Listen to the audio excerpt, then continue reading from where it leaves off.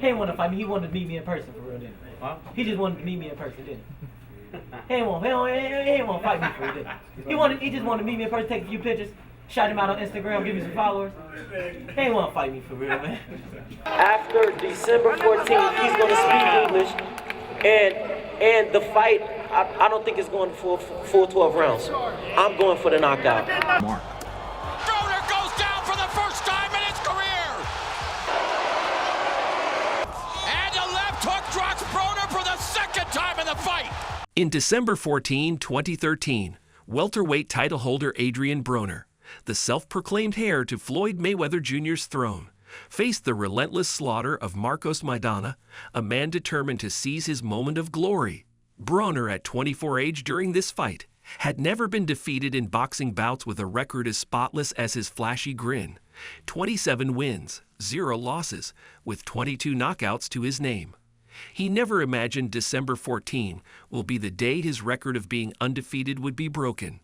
He emerged from Cincinnati and has won titles at junior lightweight and lightweight, skipped over junior welterweight, and won a welterweight title on June 22, 2013, going to Paulie Malignaggi's hometown of Brooklyn, and taking a decision and the belt. But in truth, by 2013, Broner had become a cipher, playing a role crafted for him by his manager and promoters in the hope of turning him into boxing's biggest star, the man to replace an aging Mayweather. I'm going to take over boxing after Floyd Mayweather. Everybody wants this position. There were rumors that Broner didn't take boxing as seriously as an anointed star should. Instead, there were plenty of Instagram pictures and tweets and YouTube videos offering a chronicle of every misstep along the way. There was Broner literally flushing money down a toilet, or feasting on ice cream and Twinkies, or talking to Floyd Mayweather while carrying at least 20 pounds of extra weight on his frame. In trying to emulate Floyd, Broner forgot the pretty boy's sole genuine and helpful mantra: hard work and dedication carry the day. The welterweight title holder believed that the bout against Maidana would be nothing more than a stepping stone, a spectacle to cement his status as the future pound-for-pound one and the next pay-per-view king, just like Mayweather. But what he didn't know was that Maidana was ready to do anything to behold the title he was defending. Maidana, a man of few words, let his fists do the talking. His power was not just in his punches, but in his presence. He was the embodiment of the warrior spirit, a man who had risen from the humble streets of Margarita, Argentina, to the pinnacle of boxing. Maidana was no mere stepping stone. He was the mountain that Broner had to scale, a seasoned warrior with a record of 34 wins, 3 losses, and 31 knockouts. At 30 years old, Maidana was a force of nature, an aggressive, pure puncher with a hunger that matched his power. He has won 3 fights in a row since a 2012 loss to Devin Alexander, who later won a welterweight title. Maidana had wanted to fight Broner, and the two have trash-talked and got in each other's face at a boxing card in Las Vegas. Broner was nicknamed The Problem, but Maidana had the answer with power that the 3-time world champion had never faced before. I'm gonna beat his ass, for sure. And then we could be friends after that, but that's gonna happen. Maidana, he did a hell of a job. He fought a hell of a fight, and he was the better man for tonight. My next fight, I hope I fight Maidana, but if I don't, it's okay.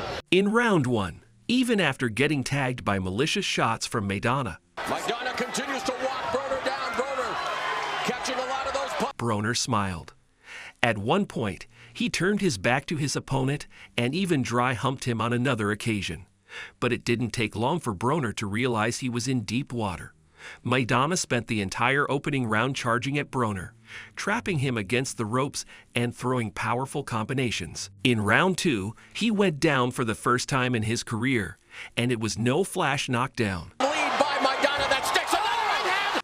Maidana connecting with an explosive left hook, a shot that he would land over and over on this night, which sent Broner reeling, looking for the ropes for support and finding only enough of it to get back up on his feet and continue fighting.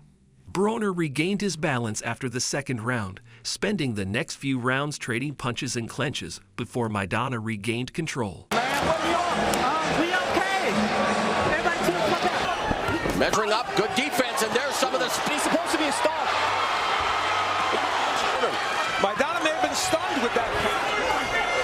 Right hand lead That right now, going back to the jab. In round 8, after suffering a headbutt from Maidana, who was trying to free his hands from Broner's hold to keep punching at him, Broner went down in false agony.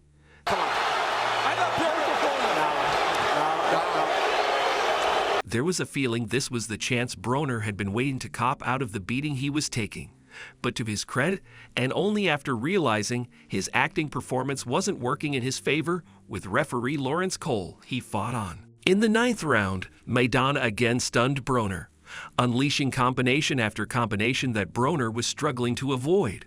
Broner regained his feet in the 10th round, but was only able to exchange blows with Maidana the remainder of the fight and do nothing much else. Round 12 may have been Broner's best, landing with quick and sharp combinations that momentarily backed Maidana and even hurt him at one point.